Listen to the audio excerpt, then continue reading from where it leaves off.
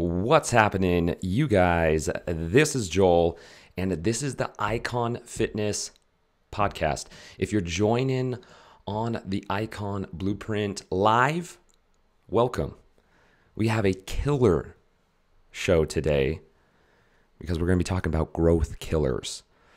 And I have the pros from Eyes Up Mindset, Jamie and John. And what they do is they focus on optimizing your mindset so that you can get the most performance that you can out on the field, in your life, and any other section or part of your day-to-day. These guys are straight pros. I was on their podcast and it was quite enjoyable. And so without further ado, I'd like to bring onto the show John and Jamie. Oops. Hold on now. There we go.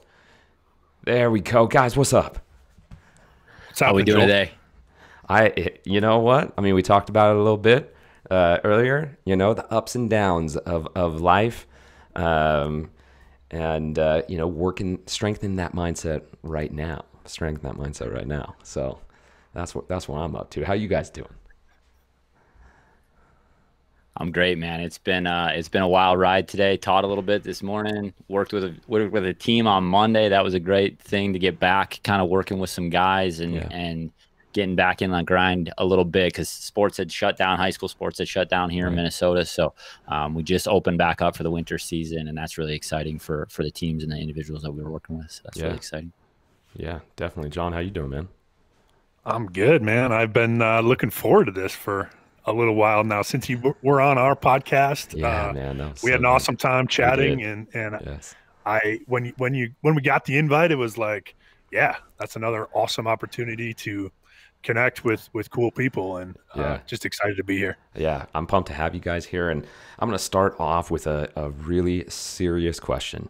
Who's the better athlete?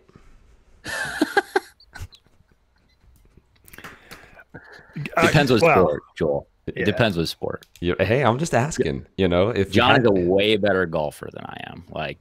The real answer to that question is, who's more athletic? Jamie, for sure, at his peak was more athletic.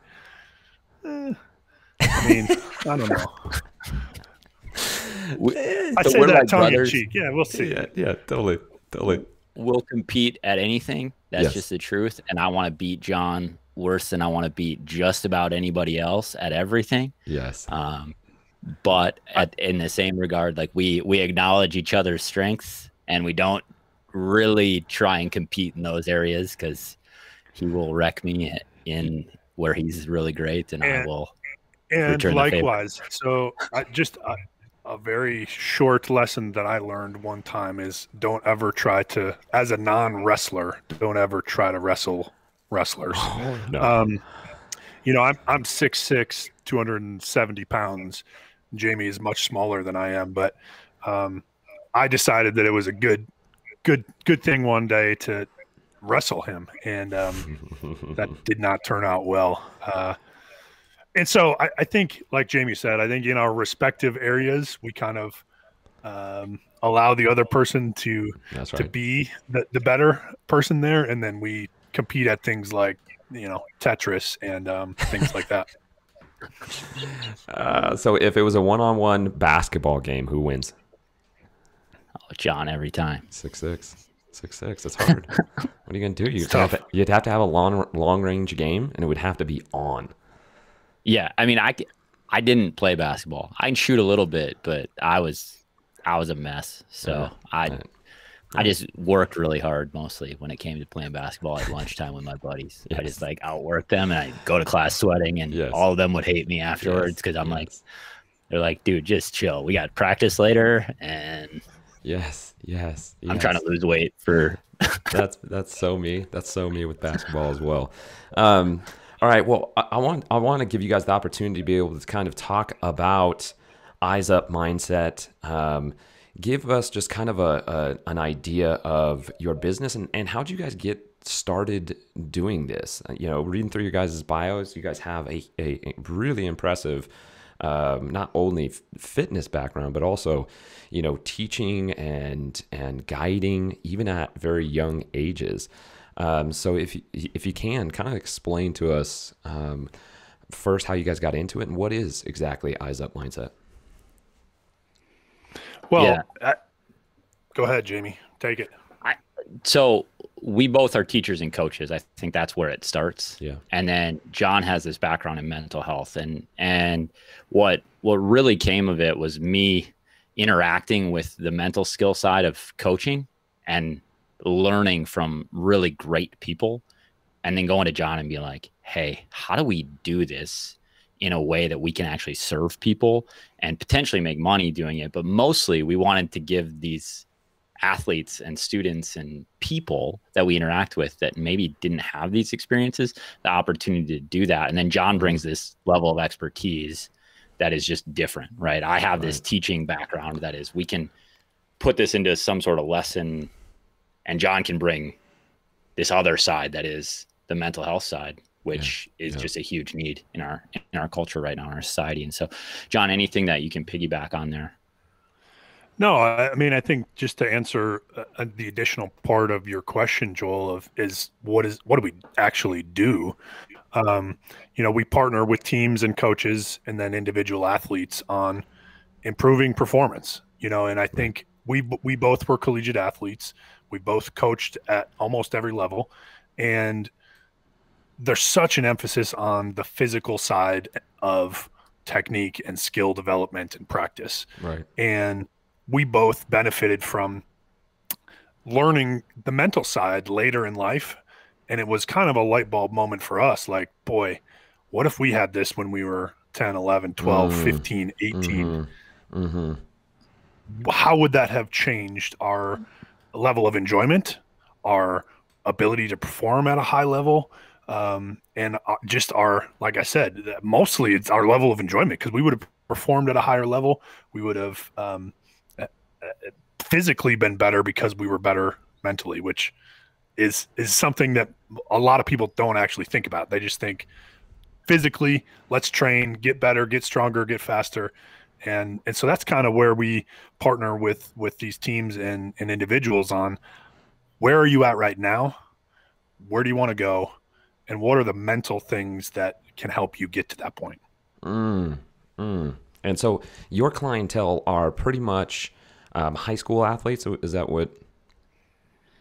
Yeah, that's our primary focus at this point in time. And honestly, I think we serve coaches in a huge way also. There's a pretty open line of communication between all of the coaches that we work with.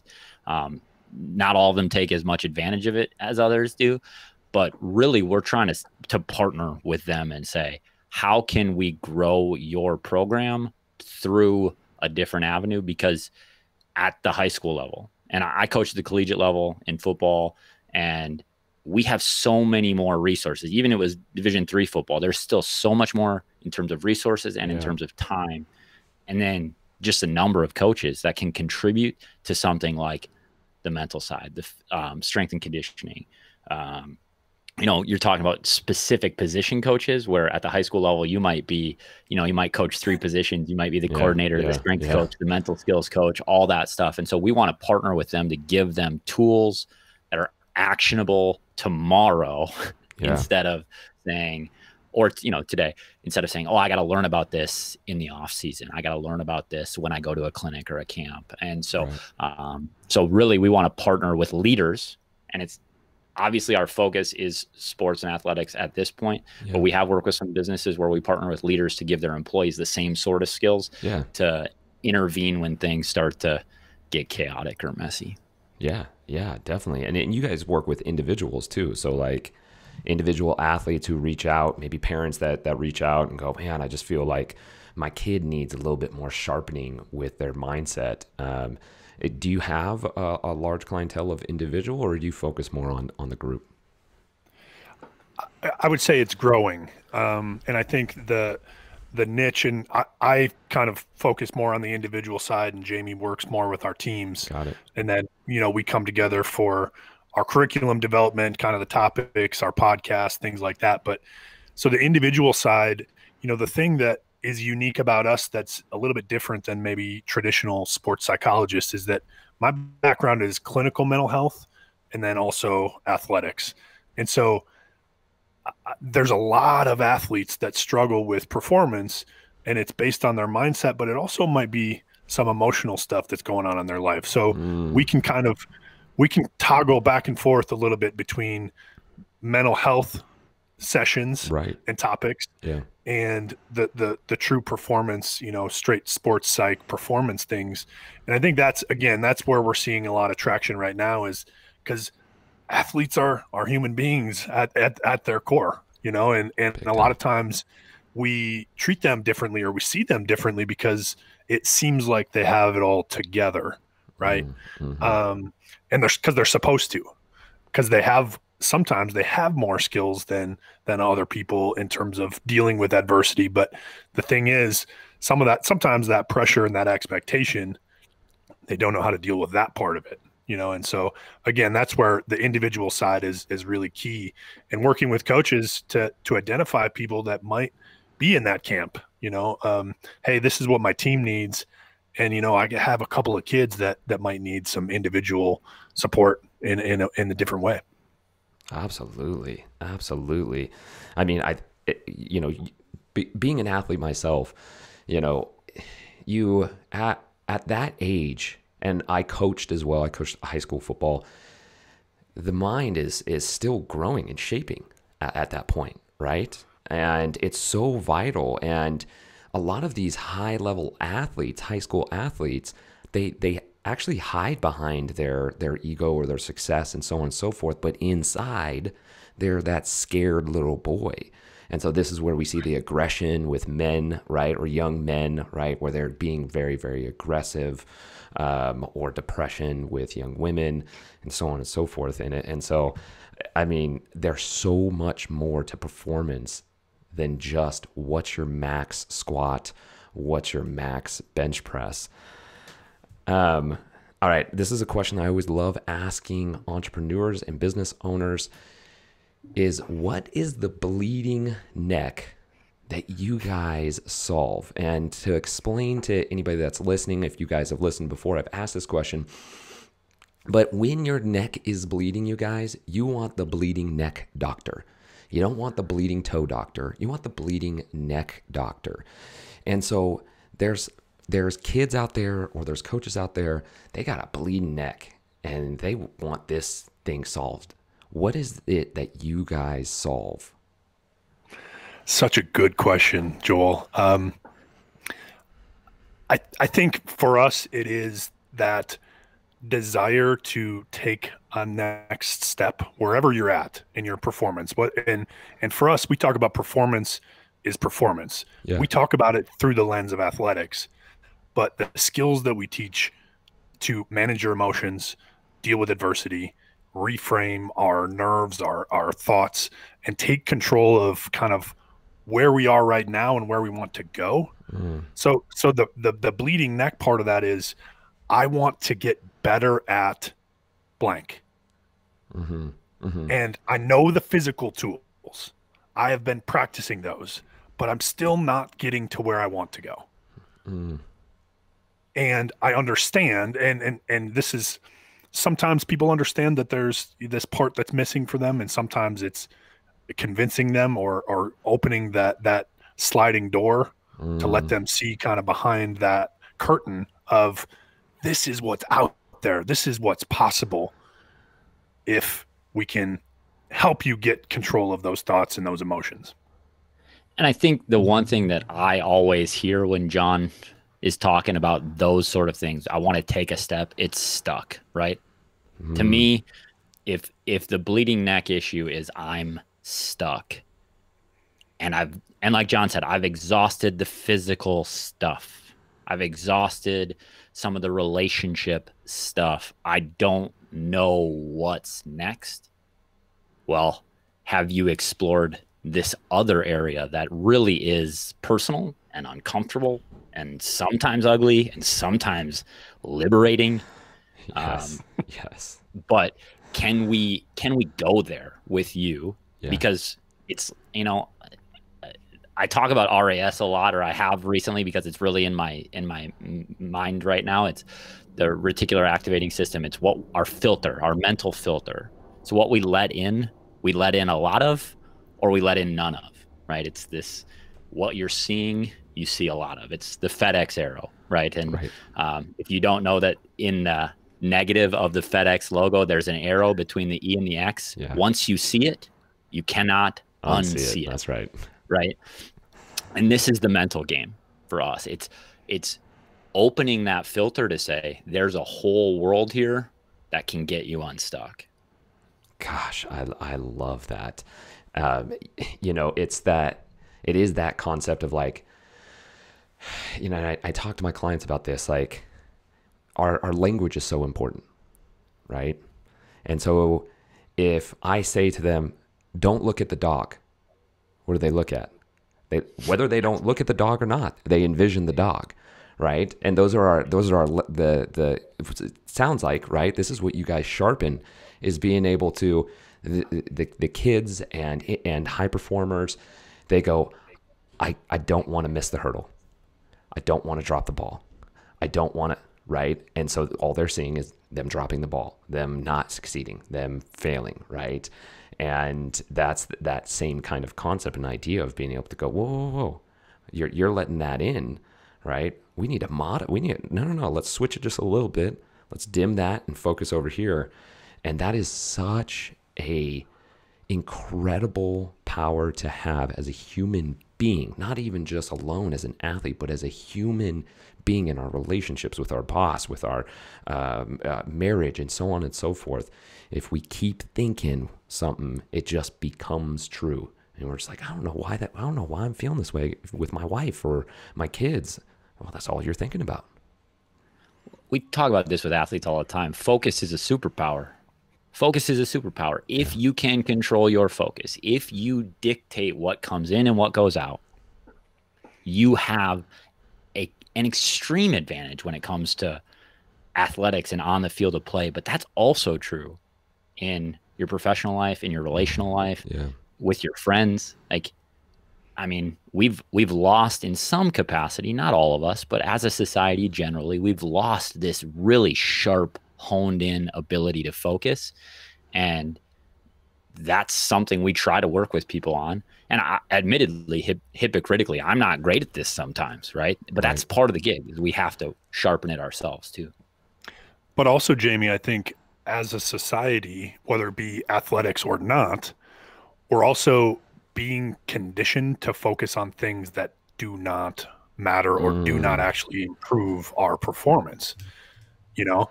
And so, and some of that is, you know, intentional conditioning, and some of that is the information that we take in, the people around us, you know, those things. I think that's a huge part of it too, is becoming, and we talk a lot about awareness, but becoming aware of the things that you are putting in, you know, to your mind, your mindset, and how that impacts, you know, that focus. Totally. I think about, so one real quick story. Yeah. I've been just along these same lines. I'm a skier, downhill skier, because my wife loves the mountains. She grew up skiing, and I was athletic enough to pick it up in my adulthood. But she loves to go into the trees, and it has scared me forever, because she goes fast, she turns quick. And again, I'm 6'6", I have big skis. Like, it just takes more for me to turn. That's right. And so I used to always get mad at her. And one day I was talking to a guy similar size to me, and he goes, I was telling him about my frustration, trying to commiserate, right? Yeah. And he's just like, dude, it's because you're focused on the trees. You're not focused on all of the open space that's out there. You're only seeing the trees. There's so much room in between those things. And if you start looking at that, you're going to be amazed at how much you see. And it was kind of a light bulb moment for me. And then for that reason, but then also for the reminder that we need people in our life to be able to point those things out to us, right? And not just say, oh yeah, no, yeah, the trees, they suck. I wish I didn't have to go in the trees. Instead, he said, well, your focus is in the wrong spot. We need that from people in our life. 100%. That is so dead on. I mean, a lot of people that I work with, it's such a great analogy of life, of like, you're going to be living life. So all you have to do is just pivot what you're looking at, and all of a sudden it gets incredibly easier, right? All of a sudden you become incredibly successful. And before that, it was like, oh, I can't, and it's too hard, and so on and so forth. But it's just like, now look at all the space instead. Look at the trees. That's fantastic. Another question I have for you guys is that when you start working with a coach or with a individual, what's usually the first aha moment or immediate change that you see with either the teams or the individuals that you're working with, that they just go, oh man, like that tree analogy, right? I bet you the next time that you went down through the trees, it was a lot easier. And that took a very small snippet, but it was a great game changer. What is that immediate change or that aha moment that you guys usually see with the people you work with? So this actually led to the business and is a little bit the origin story of the company in some ways. Is I had a friend who reached out to me. He knew that I did some speaking, and he knew that we had some success in my program, my track program. He's a first-time cross-country coach. So it's in the fall. I'm not a cross-country coach. I'm not competing against him. He reaches out and says, hey, can you come and talk to my group? And so I built this presentation for them, and we started talking about Kay Anders Ericsson's peak performance model, this idea of deliberate practice, intentional, measured, difficult feedback. Those are the 4 parts that he talks about. If you want real elite performance, right? This is the Malcolm Gladwell 10,000 hours rule, comes out of Kay Anders Ericsson's work. But ultimately what he talks about is that your practice isn't good enough to get to elite unless you have these 4 components: intentional, measured, difficult feedback.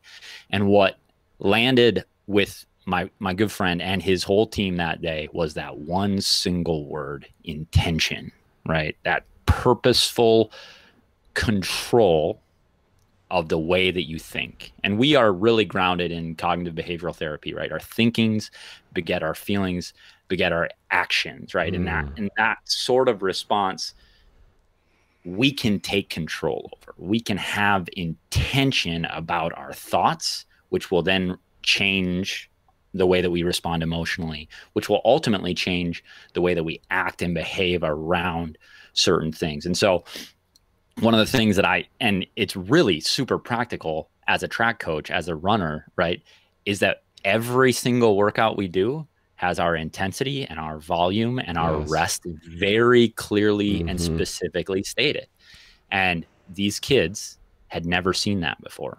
He, as an athlete, he ran cross country. He was a coach. He had never worked in that. They knew the volume beforehand. They knew the intensity beforehand. They knew the rest beforehand. And then understanding those 3 pieces helped them understand, well, what is this workout today? Is it anaerobic? Is it aerobic? Is it, what is the purpose of today? And then you get to start to say, well, now measurement becomes easy, because did I meet the intensity? It's just a number on a stopwatch, right? Did I meet the volume? It's just a distance traveled, right? So then measurement becomes much, much simpler. And then you start to be able to reconcile, is this actually hard? I have this perception that it's hard, right? I would tell kids all the time, they'd come and talk to me and be like, what's the workout, coach? I'm like, oh, 12 100s. Well, some of them hear the number 12 and they immediately think, this is super challenging today. We're going to do 12 separate runs. Well, are those runs in 18 or are they in 15? Are they, with 30 seconds rest, or are they with 3 minutes rest? And now all of a sudden they can start to identify for themselves. The mind, it doesn't start to wander. They have concrete intentional behaviors that they see moving forward to say, okay, I can do this. And I'm going to have an attitude of, I can do this today. And they get something out of every run instead of, oh, how many left? A few more. No, we have 4 more. Like, you know exactly how many more you're going to do, and you know exactly the time that you need to do them in, and you know exactly how much rest you're going to get. And so that word intention is always the one when we work with people that people go, oh, that's really easy. and super hard. Yeah. Right. We say simple, but not easy. It's very, very simple to do in practice. It's very hard to execute with consistency. Yes. And that's, what you're speaking to, for people who are say like, well, I'm not a track athlete. I would say to you who's listening right now, no, but you have goals in your life. And what people end up getting stuck at is in the macro view. Oh my gosh, I got this huge project at work, right? Instead of going, okay, we get it. You got the project at work. Zoom in a little bit. What are the steps? Good. Zoom in on those steps. Break down that one step, right? I have to contact blah, blah, blah, or I have to get information. Okay, contact this person, that person, and that person. When we start breaking it down, just like what you were explaining in terms of saying like, you could have gone like, hey, it's just track practice a day, real macro view. Who knows what it's going to be, right? And then you could say like, hey, we're going to do 12 200s, right? Hey, we're going to be running 2,400 meters. It's like, well, it's track practice, now 2,400 meters. How are we going to break that 2,400 meters? Hey, we're going to run 200 meters 12 times. Oh, okay, now now we're going to break it down to, hey, we're going to go 12 by 200. We want you to run at 75%. Oh, okay. Well, how long am I going to rest for? Oh, well, you're going to rest for 2 minutes. All right. Now we're building this framework of going, I now know the work I need to put in. And that's no different than us in our relationships, in our works. It's the intention to be able to come forward and be able to say, this is how we're going to do it. And I follow a guy on Twitter that I'm probably going to quote more than once today, but his name's Steve Magnus. He wrote a book called Peak Performance with another guy by the name of Brad Stulberg. Peak Performance and the Passion Paradox. They're both great reads, but he's a track coach at University of Houston. And so obviously I follow him because but he says the process is pretty simple. Set a goal, figure out the steps needed to reach that goal, and then ignore the goal. Yes. Right? Like focus solely on the steps. Yes. It's that simple. Yes. And that's what you're talking about. Narrow your focus on a given day. It can change day to day. It doesn't that's just fine. Right. But what things serve the ultimate end goal? Now let's get really specific and get detailed about how to do this. How can we measure it? How can we make sure that it's challenging us and pushing us? How can I get good feedback? And then how can I come back in and be intentional once again once I get there? And we follow that framework pretty religiously with the groups that we work with. And I know that John does with his individuals as well. I think the other phrase that comes to mind, and it's along the same lines, is default or design. I think as a coach and a lot of as a young coach, I know that I defaulted to what I knew or what I had experienced or seen rather than creating a system, a program by design based on what I, research and things like that. And I think so often we end up defaulting. And I think that's where, again, another aha moment is like, oh, once we start being intentional and design practice or our schedule or our activities or whatever it is, one, we find more enjoyment. It's less stressful because we know ahead of time, and we perform at a higher level because we've reduced the stress, the anxiety, the worry, and the pressure because we're already ready for it. Yes. And I will piggyback just do it with my wife. When we design our day, our communication through the roof better, much less stress and tension. And like we talk about it the night before, here's what's on tap for tomorrow. Is there anything I can do to make your life easier? Is there, and not always, I'm not always a model husband, trust me. Right. But when we sit down and do that, our days are 8s, 9s, and 10s, not 4, 5s, and 6s. Yeah. Because we're building an expectation, right? Structure, discipline, and consistency is what I always ring the bell to all the time. Is like you could want to get a Ferrari and make the money to get a Ferrari, right? Or be the top 100-meter track runner in the state. But if you and have the discipline, I'm gonna run every day. I'm gonna be. But if you don't say, hey, this is how I'm gonna structure out. Monday, Tuesday, right? Saturday, I'm going to do extra, and this is exactly how I'm going to train. I'm going to hire, the guys at Eyes Up Mindsets with my mindset. If we don't structure that out, you could have all the rah-rah shkumbah and get absolutely nowhere. I want to move into what the topic of today is, which is growth killer. So we talked a lot about, hey, here's the performance and when our mind is sharp and so on and so forth. And when we're diving into growth killers, the thing that is stopping that growth that you guys see, right? People are like, man, they got some momentum, they're going, then all of a sudden it's like, whoa, something comes out of like left field and there's like, nope, I can't, no more. Give me an idea of how you guys would explain a growth killer. What is it? I think ultimately it boils down to this. What fear stops you? Right. I think ultimately it is about fear. Emotionally, it's about fear. But there are other things that fear causes, right? There are other responses that fear creates in us. And when we boil it down, we look at it through kind of this more specific, this more intentional lens, what we're really saying is that we get in our own way, right? Because most of the growth killers that we experience are not external. We see and we work with specifically these internal functions that. But we blame the external most of the time. We blame the external things. Absolutely. Absolutely. This is Daniel Kahneman, Thinking Fast and Slow. He talks about substitution. This is one of our heuristics, is that we answer a difficult question with a simple question. We change the question, right? So what's wrong? My parents are causing me too much stress. Well, no, it's our response to their interventions that is a problem. Sometimes the parents legitimately are a problem. Sometimes something external is legitimately the problem. Right.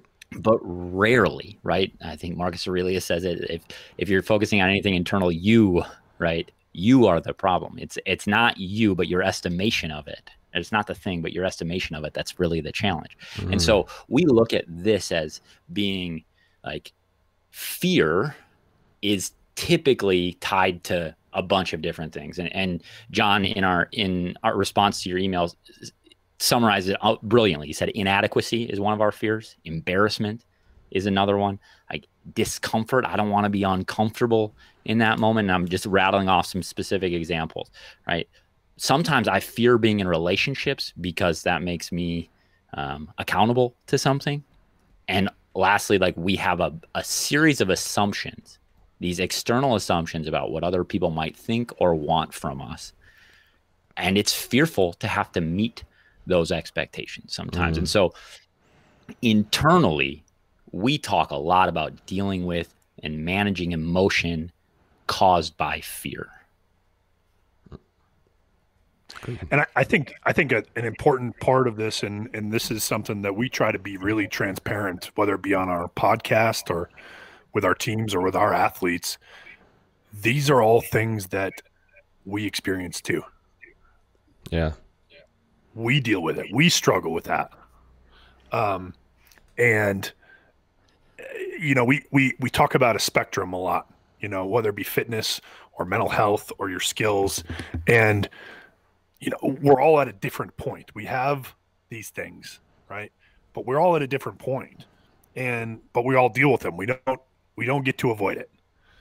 And sometimes we just have more skills to deal with those fears. And other times we're able to push those down, and eventually they're coming out. You kind of made reference to it as a 15, 16-year-old athlete. If you're good, you can ignore some of those insecurities because people look at you and they see you differently. There is going to be a point where that comes out, and you're going to have to figure out how to deal with it.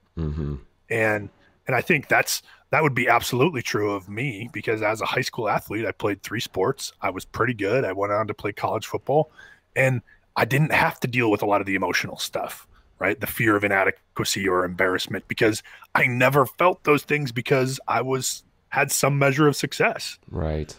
And so how do you guys recognize that fear? Because I really think that fear is the driving factor, right? It's the underlying factor that pushes all the other emotions. People are like, oh, I'm so angry. No, you're probably scared. Like, oh, I'm so sad. You're probably scared, right? There's a fear factor, fear of losing something, fear of being exposed, some type of fear. So how do you acknowledge it, get people to acknowledge it, and say for our listeners, what would be the steps that they could take in being able to go, oh, this is a fear, and how can I start working to lessen that fear or focus on something else? So I mentioned the word intention as being kind of the aha moment. One of the things that we direct athletes and coaches to do is to pay attention with intention, right? And so it's this idea of saying, pay attention to your thoughts, pay attention to the feelings and the emotions that you're having, and then get intentional about doing that. So can I journal in the moment? Can I just take a quick note about, after this, I felt this way, right? And then start to pull that apart and see patterns, right? And this is what the intentional part gets to be.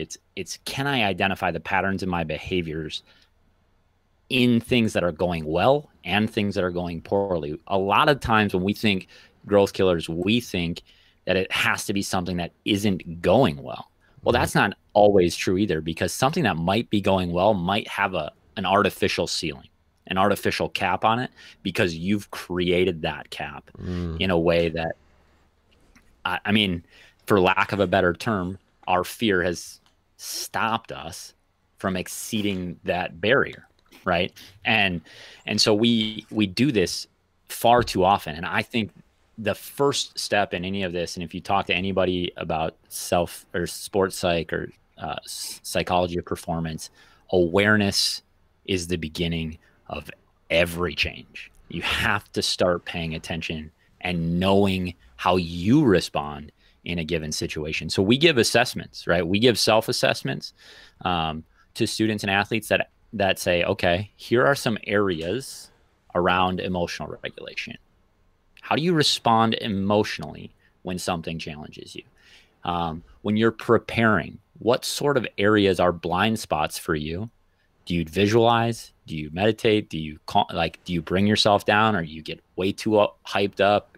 Some of these things end up being ways that we can check in with ourselves, and then it can give us some data that we can actually work with moving forward.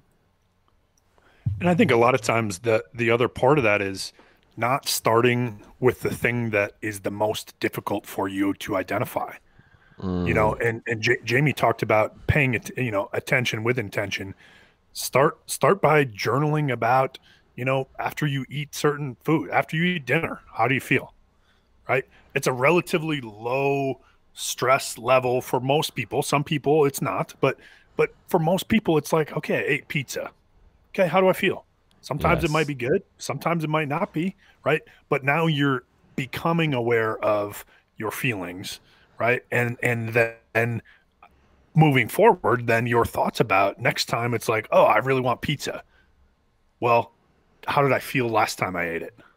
I felt pretty good. Okay, cool. I'm going to do it, right? Or at least now no, I didn't feel good when I ate the pizza. Right. But I still want the pizza I'm going to choose. But it becomes then a choice. Now I am in control of that choice. And then it's up to me, and that comes back to the self-accountability part of it, where it's like, hey, I can't blame other people for the choices that I'm making, but you have to become aware of those first. And so the tool Jamie talked about, we use a lot of journaling. And when we say journaling, it's not sit down and write 40 pages every night about how I felt and all the things that happened.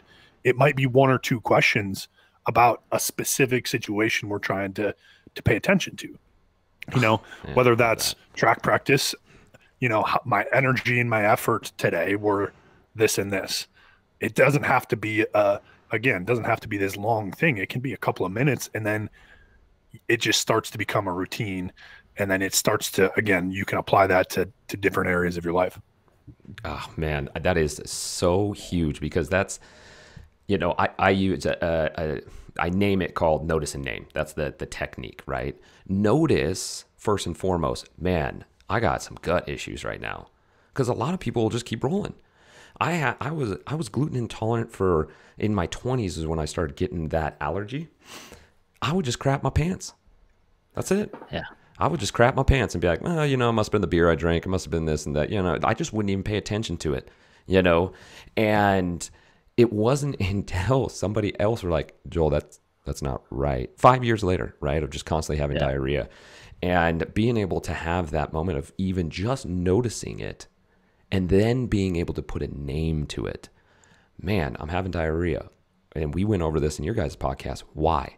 Keep asking why, and you'll get down to the nailing that naming it, and then you can go, oh man, every time that I have chicken wings, deep fried chicken wings from Boley's, you know, from wherever, you know, like I am annihilated, you know. Now you at least have the information exactly what you guys are talking about. And what you do when you name it is you give it the power to be more consistent, right?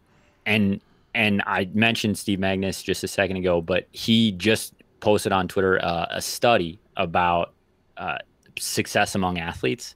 And he said really the only thing that matters is that somebody follows a consistent and specific training model. The people that showed up, that didn't have illness, injury, excuses, whatever it might mean, their success metric is so much farther ahead of everyone else's. And it wasn't about talent. It wasn't about, you know, anything else. Mm-hmm. They controlled for just about everything else. The only thing they were measuring was number of days following a specific plan. So this routine that John talked about, and then the consistency that you're talking about, is so much easier when you give it a name, when you can identify it and specifically say this thing. Because otherwise it's just an abstraction. It's something in the, it might be this, it might be the beer I had, it might be the wings. Yes, I'm not really sure. Yes. Right. We get to consistency by paying attention and by giving it a name, by noticing it and then naming it. I love that tool. Yeah. Yeah. It's awesome. Well, and we had somebody on our podcast a few weeks ago, and it was actually the title of the podcast is Clues, Patterns, Choices. Like, we spend our whole life gathering clues about things. And at some point, that becomes a pattern, right? The beer and the wings. We keep doing it. Same result. And then at some point, we have a choice. Are we going to continue? And again, it goes back to the pizza thing. It's the clues, the pattern. This is how I felt. I'm still going to choose to do it because I want it. Or, you know, at that point, again, I have the choice to not participate in that. Right. And then, like you said, you have the power to be able to make that decision. And that is huge because then you don't go into victim mentality. You know, too often, I'm sure you see it with your athletes, be like, oh, it's this or is that or is that. You know, when you're like, here's the decision, make your choice, right? Go ahead, pick one or the other. I used to run a recreational program for the city. And I would give the kids choices every time. Go ahead. You can throw that ball at Susie's face again, but here's going to be your result. Do what you want. I'm not going to tell you yes, no. And then when you do it, I'm not going to be mad at you. I'm just going to say, you know the results. Yeah. And how often, I mean, like, I don't know. How often do we just stop paying attention to the possibilities in the end? Yeah. Right. Yeah. We just say, that thing might happen, but I don't think it will this time. Or I don't even think about the possibility of it. Right. I love it, you guys. All right. There you go, guys. Growth killers, right? The underlying facet that you guys want to be able to be looking at is fear. Think about the thing that scares you first and foremost. And then be able to notice it. What is it? Call it out. Be able to find what it is. And then, like what Jamie and John were saying, reflection is huge. Be able to reflect. Write it down. Start off really small. It doesn't have to be huge. You can go to any kind of drugstore, Target, Walmart, find yourself a piece of paper, pull it out of the printer if you have to, and just start off at the end of your day. Write down, how was my day? How am I feeling? What is maybe a goal that you put at the top of it and say, hey, boy, am I getting closer to that goal? Be able to take the small steps, guys, to be able to start making a change. Remember, action over anxiety, movement over motivation. You don't have to know all the niches and all the plans and have it all laid out. Does it help? Yes, but most people get stuck in the weeds, and instead you just need to grab the weed whacker and start whacking away. Jamie, John, it was awesome to have you guys on the show. If there are people who are listening and they say, hey, I have a kid here in Reno, in California, in Texas. Can you guys work with those athletes? And if so, how do they get a hold of you? Absolutely. And we'd love to hear from people. And even if it's just a question, we're totally open to people reaching out to us and saying, hey, I'm struggling with this. Like I said, even if it's informally, we're in this because we want to serve people, right? And we want to provide value. And at some point, then we can talk about what does that look like moving forward. But reach out. We're easy to find, hopefully, on all outlets. We're Eyes Up Mindset everywhere. So our website is Eyes Up Mindset, all one word, eyesupmindset.com. That's our Twitter handle, our Instagram, and also on Facebook. All the same, Eyes Up Mindset. Love it. Jamie, anything from you? We do have a Facebook group called Eyes Up Mindset Family where people are trying to grow each other. It's not just us reaching out and saying things. We got people kind of involved, given what they're struggling with, what their wins, their losses for the week might be.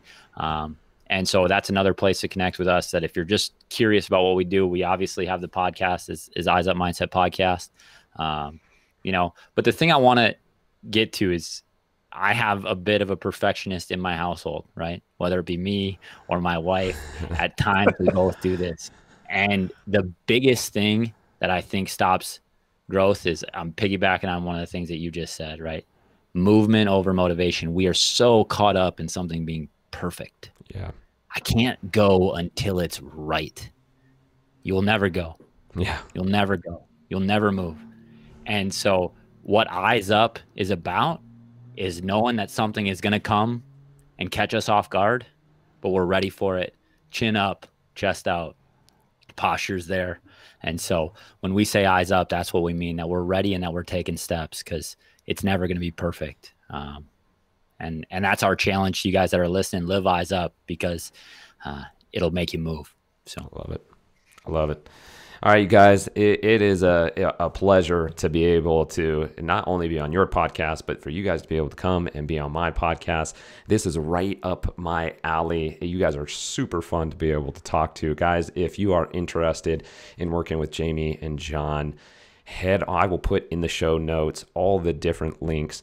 You can go ahead, head over there to eyesupmindset.com and get a hold of these guys. These guys are straight pros. It was a pleasure having you guys on. Hopefully we can do it again in the future. That'd be awesome. Thank Joel. you, sir. Thanks a lot. All right, you guys. Next week, we'll be rolling with another episode. It's going to be on Wednesday, so make sure, tune in, 12:30 p.m. on the Icon Blueprint Facebook page if you want to watch live, or you can follow it up on the Icon Fitness podcast. Jamie, John, have a great day, guys.